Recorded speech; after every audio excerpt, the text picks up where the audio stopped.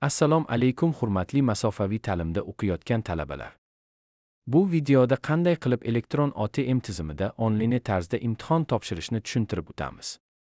Buning uchun Chrome brauzer yoki boshqa xil brauzerdan foydalanib digital.ohu.uz saytiga kiramiz. Sahifa ochilgandan keyin login va parolni kiritamiz.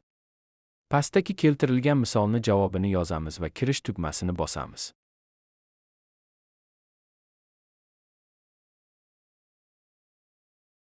Profilingizga kirganingizdan keyin yuqorida avtomatik fuqaro roli chiqib turadi.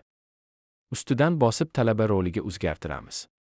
Yuqoridagi menyudan Mening fanlarim bo'limiga kiramiz.